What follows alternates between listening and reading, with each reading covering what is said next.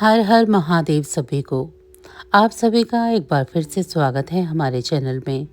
ओम श्रीम ह्रीम श्रीम कमले कमलाय प्रसीद प्रसीद श्रीम ह्रीम श्रीम ओम महालक्ष्मी नमः। 20 नवंबर 2025 आज दिन है गुरुवार। आज है मार्गशीर्ष मास की अमावस्या तिथि और अघन मास का तीसरा गुरुवार।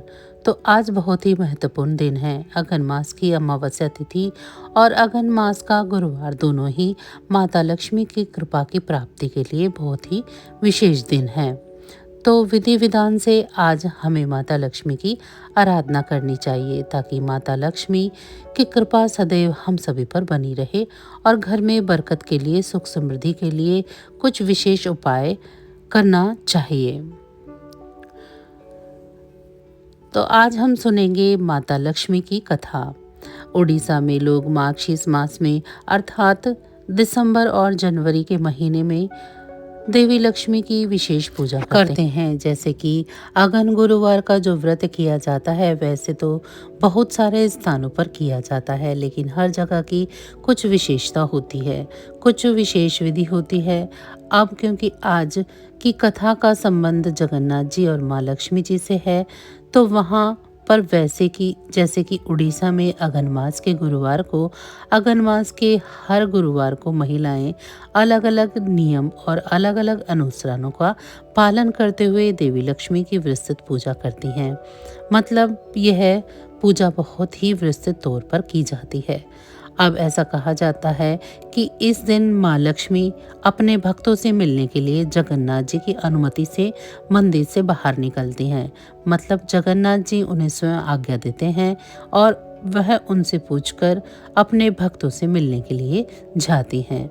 आमतौर पर वह किसी ऐसे व्यक्ति से मिलने जाती हैं जो उनके प्रति समर्पित होता है और उनके नियमों और विनियमों के अनुसार उनकी पूजा करता है। तो अब जैसे कि प्रश्न उठता है कि जब जगन्नाथ जी स्वयं ही आज्ञा देते हैं तो फिर माँ लक्ष्मी ने उन्हें श्राप क्यों दिया। तो सुनते हैं इस विषय में एक पौराणिक कथा। एक समय की बात है, एक दिन लक्ष्मी जी एक बूढ़ी औरत का वेश बनाकर शुभ गुरुवार के दिन अलग अलग घरों में घूमने के लिए गई और उन्होंने देखा कि एक व्यापारी के घर की महिलाएं अभी भी सो रही हैं और इसीलिए घर की साफ सफाई नहीं हुई थी। फिर देवी लक्ष्मी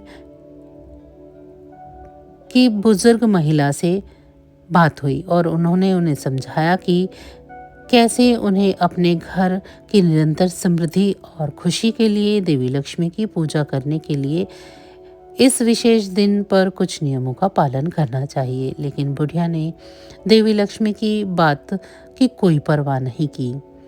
जवाब में माता लक्ष्मी ने उस घर से अपना सारा ऐश्वर्य वापस ले लिया और परिवार बहुत ही गरीब हो गया। उन्हें घर घर जाकर भिक्षा मांगकर गुजारा करना पड़ा। फिर देवी लक्ष्मी एक गांव में गई जहां पर चंडाल रहते थे। चंडाल कौन होते हैं? सबसे बहिष्कृत समुदाय जो कि लाशों को जलाकर अपना जीवन यापन करते हैं। तो देवी लक्ष्मी ऐसे ही गांव में गई जहां चंडाल रहते थे और वहां पर वो श्रेया चंडालिनी के घर पर गई। श्रेया चंडालिनी उस दिन लक्ष्मी देवी की पूजा के लिए व्रत का विधान का पालन कर रही थी।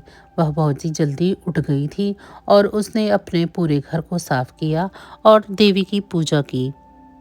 पूजा के लिए उसने अपने पूरे घर को अच्छे से सजाया संवारा था।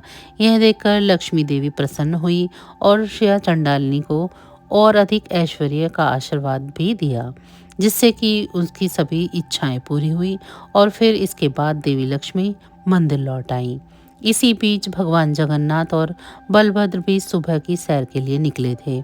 वापस लौटते समय उन्होंने देवी लक्ष्मी को चंडाल के घर से लौटते हुए देखा।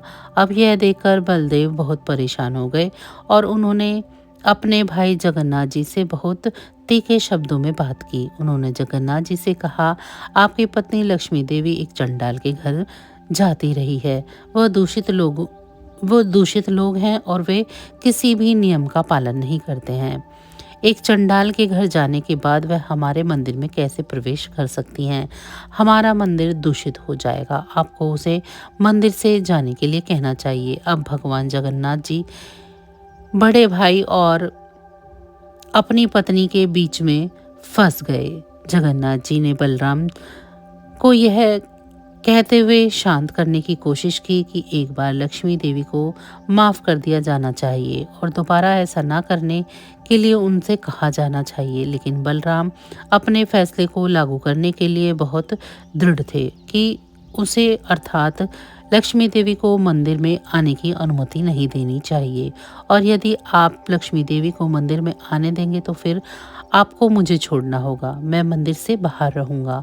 क्योंकि जगन्नाथ अपने बड़े भाई के बहुत आज्ञाकारी थे, इसीलिए उन्होंने भगवान बलराम के आदेश का पालन किया। उन्होंने देवी लक्ष्मी को बुलाया और उन्हें सूचित किया कि बलराम के आदेश से उन्हें अब इस मंदिर में प्रवेश करने की अनुमति नहीं है। भगवान की इस प्रकार की बातें सुनकर देवी लक्ष्मी को बड़ा आश्चर्य हुआ। विवाह के समय जगन्नाथ ने उनके पिता को वादा किया था कि वह उसकी पत्नी द्वारा किए गए 10 अपराधों को क्षमा कर देगा। उसके अलावा उनकी यात्रा आपत्तिजनक भी नहीं थी, क्योंकि यह सहमति हुई थी कि मार्गशीर्ष महीने के प्रत्येक गुरुवार को वह अपने भक्तों को आशीर्वाद देने के लिए निकला करेंगी और प्रत्येक गांव का दौरा करेंगी और फिर अपने भक्तों को आशीर्वाद देंगी। फिर वह दिन तो छूट गया था, फिर भी अन्यायपूर्ण तरीके से उनको दंड दिया गया। इससे महालक्ष्मी देवी बहुत क्रोधित हुई और फिर उन्होंने जगन्नाथ जी को श्राप दे दिया कि अगले 12 वर्षों तक उसे संतुष्ट करने के लिए पर्याप्त भोजन नहीं मिलेगा और वह केवल उनके द्वारा पकाया हुआ और परोसा गया भोजन ही खा पाएंगे। भगवान जगन्नाथ को श्राप देने के बाद देवी लक्ष्मी अपने सभी सहायकों के साथ मंदिर से चली गई। उनके जाते ही मंदिर समस्त ऐश्वर्य से विहीन हो गया। भंडार घर खाली हो गए।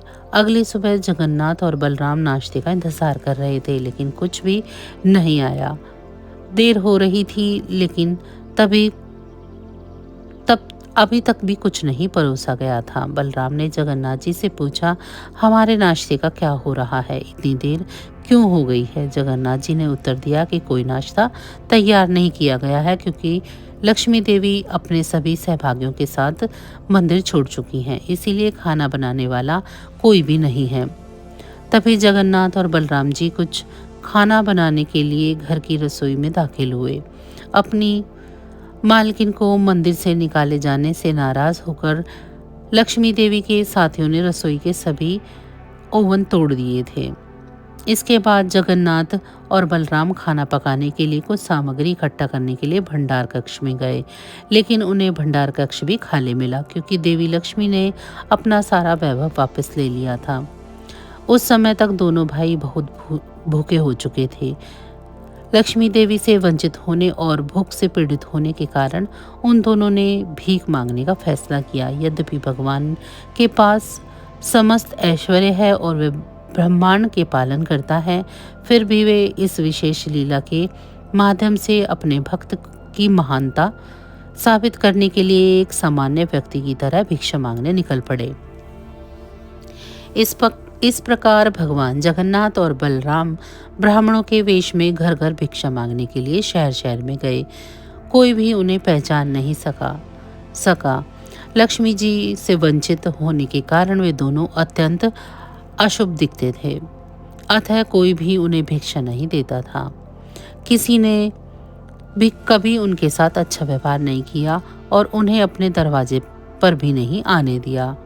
अब इसी बीच लक्ष्मी देवी के आदेश से सूर्यदेव ने अपनी गर्मी बढ़ा दी। दोनों भाइयों को बहुत ही गर्म रेत पर बहुत कठिनाई का सामना करना पड़ा और कठिनाइयों से चलना पड़ा।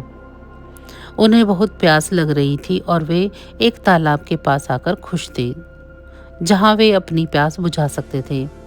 अब जैसे ही वे दोनों भाई तालाब के पास पहुंचे, अचानक सारा पानी सूख गया। आखिरकार वे कोमल पत्तियां खाने के बारे में सोचते हुए एक पेड़ के पास पहुंचे, लेकिन जैसे ही पेड़ के पास पहुंचे, सारी पत्तियां तुरंत सूख गई और मुरझा गई। अब दोनों भाई बहुत भूखे थे। आमतौर पर वे दिन भर में कई बार खाते थे, जैसा कि राजा इंद्रद्युम्न ने बहुत पहले अनुरोध किया था। वास्तव में वे इतनी बार खाते थे कि खाने के बाद जैसे ही उन्होंने अपने हाथ धोए थे कि दोबारा खाने का समय आ गया था। दोनों भाई इस पद्धति का पालन कर रहे थे और दिन भर में वे लगातार खाते रहने के आदी थे। फिर भी अब लगभग पूरा दिन बीत चुका था और अब भी उन्होंने कुछ नहीं खाया था। जल्द ही दोनों भाई एक मंदिर में पहुंचे, जहां हाल में ही प्रसाद वितरण हुआ था। कई लोग प्रसाद लेकर अपने अपने घर लौट रहे थे।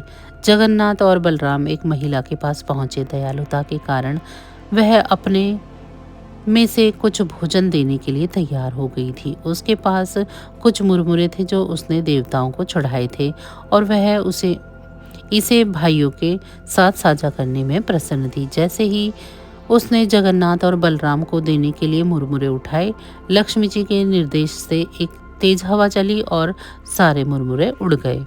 दोनों भाइयों ने फिर से कुछ खाने का मौका खो दिया। अब आखिरकार में उन्होंने कुछ लोगों से पूछा कि वे खाना लेने के लिए कहाँ जा सकते हैं।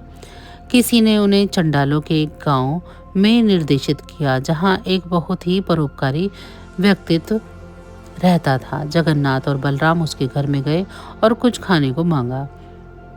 अब यहाँ गृह स्वामी उन्हें खाना खिलाकर बहुत खुश था, लेकिन बलराम चंडाल के हाथ का बना खाना खाना नहीं चाहते थे, लेकिन वह खुद ही खाना बनाकर खाना चाहते थे।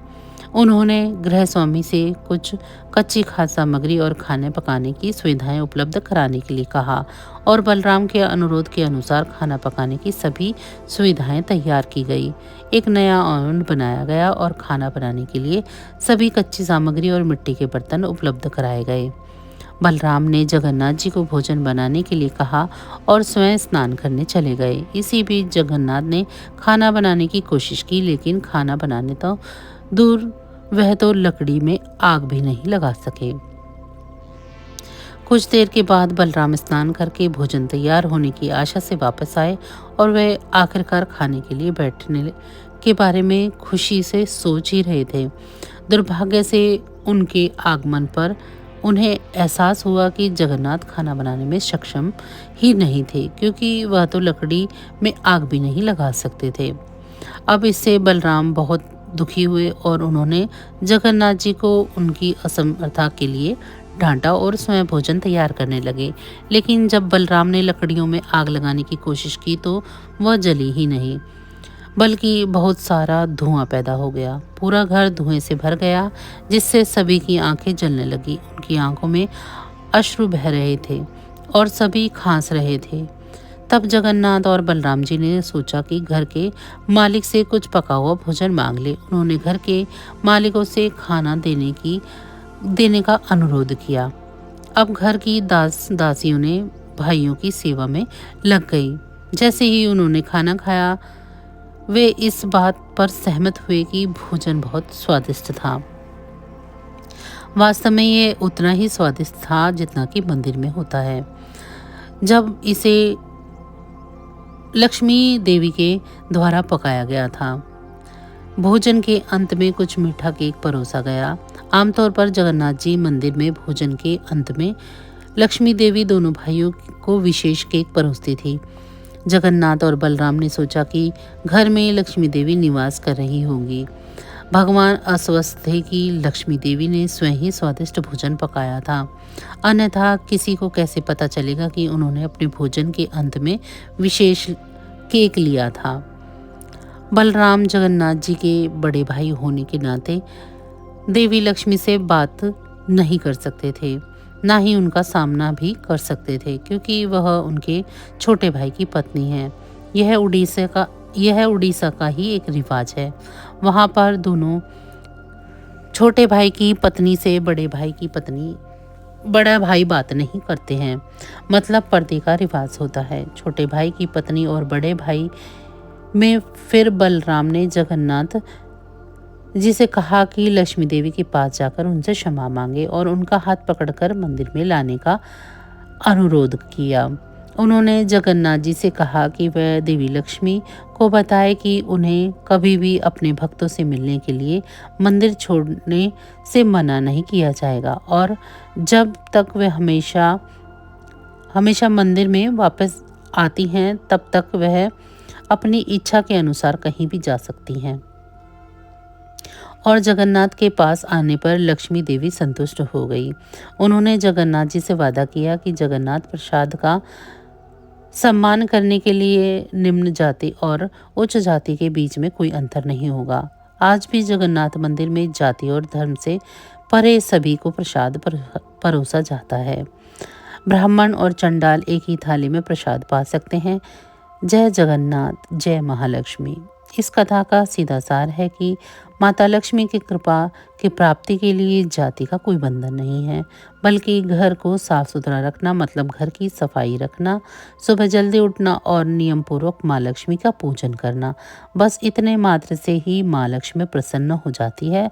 और विशेष रूप से अगन मास का जो गुरुवार होता है वह तो सबके लिए विशेष होता है। कोशिश करना चाहिए जितनी जल्दी हो सके उठकर घर की साफ सफाई करके माँ लक्ष्मी की पूजा आराधना करें। भारतवर्ष के सौराष्ट्र देश में द्वापर युग की यह कहानी हुई है। सौराष्ट्र में उस समय भद्रशर्वा नाम का एक राजा थे। वे बड़े पराक्रमी थे।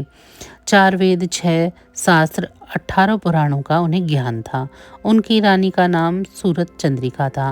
रानी देखने में बहुत ही सुंदर और सुलक्षणा तथा पवित्रता भी थी। उन दोनों को 7 पुत्र और उसके बाद एक कन्या का वरदान मिला। कन्या का नाम श्यामबाला था। एक बार महालक्ष्मी जी के मन में आया कि जाकर उस राजा के प्रसाद में रहें। इससे राजा को दुगनी धन दौलत की प्राप्ति होगी और वह इस धन दौलत से अपनी प्रजा और को सुख दे पाएगा। गरीब के घर अगर रहे तो उसे धन दौलत की प्राप्ति हो तो वह स्वार्थी होकर केवल अपने ऊपर ही खर्च करेगा। यह सोचकर श्री लक्ष्मी जी ने बूढ़ी ब्राह्मण स्त्री का रूप धारण करके हाथ में एक लाठी ली और लाठी के सहारे रानी के द्वार तक पहुंची। यद्यपि उन्हें बूढ़ी औरत का रूप धारण किया था पर उनके चेहरे पर देवी का तेज था। उन्हें देखते ही एक दासी सामने आई। उसने उसका नाम, धाम, काम, कर्म पूछ डाला। वृद्ध ब्राह्मणी का रूप धरित माता लक्ष्मी ने कहा, बालिके, मेरा नाम कमला है। मेरे पति का नाम भुवनेश है। हम द्वारिका में रहते हैं। तुम्हारी रानी पिछले जन्म में एक वैश्य की पत्नी थी और वैश्य बहुत गरीब था। दरिद्रता के कारण घर में हर रोज झगड़े होते तथा उसका पति रोज उसे मारता था। इन बातों से तंग आकर वह घर छोड़कर चली गई तथा जंगल में खाली पेट भटकने लगी। उसकी इस दुर्दशा पर मुझे दया आई। तब मैंने उसे सुख संपत्ति वाली महालक्ष्मी की कथा सुनाई। मेरे कहने पर उसने श्री महालक्ष्मी का व्रत किया। श्री महालक्ष्मी प्रसन्न हुई और उसकी गरीबी दूर हुई। उसका घर संसार, दौलत, संतति और संपत्ति से भर गया। बाद में पतित दोनों लोग परलोक सिधार गए। लक्ष्मी देवी का व्रत करने के कारण लक्ष्मी लोक में रहे। उन्होंने जितने साल महालक्ष्मी का व्रत किया उतने हजारों साल तक उन्हें सुख भोग मिला। इस जन्म में उनका जन्म राजघराने में हुआ है, परंतु वह श्री महालक्ष्मी का व्रत करना भूल गई है। उसे यह याद दिलाने के लिए मैं यहाँ आई हूँ। बुढ़िया की बातें सुनकर दासी ने उन्हें प्रणाम किया तथा श्री महालक्ष्मी के व्रत को किस प्रकार किया जाता है इसके बारे में पूछा। बुढ़िया रूप धारण किए हुए श्री माता महालक्ष्मी ने दासी को पूजा की विधि तथा महिमा बतलाई। इसके बाद वह दासी माता को प्रणाम करके रानी को बताने के लिए अंदर चली गई। राजवैभव में रहते हुए रानी को अपने ऐश्वर्य का बहुत घमंड था।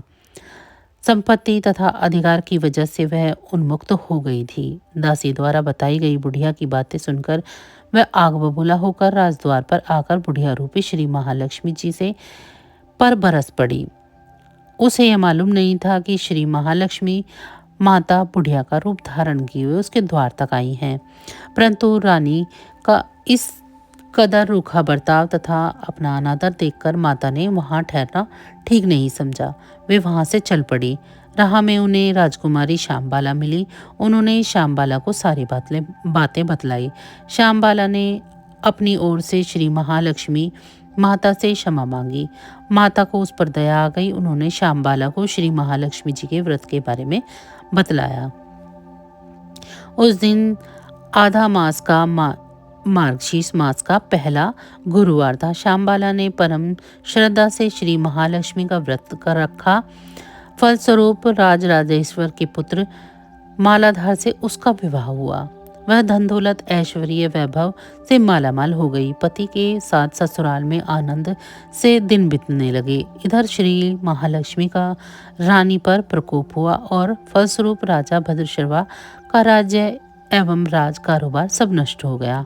यहाँ तक कि खाने के भी लाले पड़ गए। ऐसी हालत में एक दिन रानी ने राजा से निवेदन किया कि हमारा दामाद इतना बड़ा राजा है, धनवान है, ऐश्वर्यशाली है, क्यों ना उसके पास जाया जाए, अपना हाल उसे बताएं, वह हमारी मदद जरूर करेगा। इस बात पर राजा भद्रशर्वा दामाद के पास रवाना हुआ। राज्य में पहुंचकर एक तालाब के किनारे थोड़ी देर विश्राम करने के लिए ठहरे। तालाब से पानी लेने आते जाते दास दासियों ने उन्हें देखा। उन्होंने विनम्रता से उनकी पूछताछ की। जब उन्हें मालूम हुआ कि वे रानी श्यामबाला के पिता हैं तो दौड़ते हुए जाकर महल में रानी को सारी बातें बतलाई। रानी ने दासी के साथ राज परिधान भेजकर उन्हें ठाट के साथ उनका स्वागत तथा आदर सत्कार किया, खान पान करवाया और जब लौटने लगे तो सोने की मोहरों से भरा घड़ा उन्हें दे दिया। राजा भद्रशर्वा जब वापस लौटे तो उन्हें देखकर रानी सूरज चंद्रिका बहुत खुश हुई। उन्होंने सोने की मोहरे से भरा हुआ घड़ा का मुंह खोल दिया, पर हाय भगवान, घड़े में तो धन के बदले कोयले मिले। यह सब श्री महालक्ष्मी जी का प्रकोप था। इस प्रकार दुर्दशा में और कई दिन बीत गए। एक बार रानी स्वयं अपनी कन्या के पास गई। वह दिन अगन मास का अंतिम गुरुवार था। श्यामबाला ने श्री महालक्ष्मी जी का व्रत किया, पूजा की, अपनी माता से भी व्रत करवाया। इसके बाद रानी अपने घर आई। श्री महालक्ष्मी का व्रत रखने से उसे फिर से अपना राजपाट, धन दौलत, ऐश्वर्य प्राप्त हो गया। वह फिर से सुख शांति आनंदमय जीवन बिताने लगी। कुछ दिनों के बाद राजकन्या श्यामबाला अपने पिता के घर आई। उसे अपने घर देखकर सूर्यचंद्रिका को पुरानी बातें याद आई कि श्यामबाला ने अपने पिता को घड़ा भरकर कोयला दिया था और उसे तो कुछ भी नहीं दिया था, और इसी कारण श्यामबाला को पिता के घर आने पर उसका कोई आदर आतिथ्य नहीं हुआ, बल्कि अनादर हुआ। पर उसने इस बात पर कोई बुरा नहीं माना। अपने घर लौटते समय अपने पिता के घर से थोड़ा नमक ले लिया। अपने घर लौटने पर उसके पति ने पूछा कि आपने मायके से क्या लाई हो। इस पर उसने जवाब दिया, वहाँ का सार लाई हूँ। पति ने पूछा, इसका क्या मतलब हुआ? श्यामबाला ने कहा, थोड़ा धीरज रखें, सब मालूम हो जाएगा। उस दिन श्यामबाला ने सारा भोजन नमक बिना डाले ही बनाया और परोसा। पति ने खाना चखा, सारा खाना नमक के बिना था, इसीलिए स्वाद नहीं आया। फिर श्यामबाला ने थाली में थोड़ा नमक डाला, इससे सारा भोजन स्वादिष्ट लगने लगा। तब श्यामबाला ने पति से कहा, यही है जो मैं मायके से लेकर आई हूँ सार। पति को उसकी बातें सही लगी और फिर वे दोनों हंसी मजाक करते हुए भोजन करने लगे। कहा गया है कि इस तरह से जो कोई भी श्रद्धा भाव से श्री महालक्ष्मी जी की पूजा करें तो उसे माता की कृपा प्राप्त होती है, सुख संपत्ति और शांति की प्राप्ति होती है, सभी प्रकार की मनोकामनाएं पूर्ण होती हैं। परंतु यह सब प्राप्त होने पर माता की पूजा को भूलना नहीं चाहिए। हर गुरुवार को व्रत पाठ अवश्य करना चाहिए। इस तरह से श्री महालक्ष्मी की महिमा भक्तों की सभी मनोकामनाएं पूर्ण करती हैं।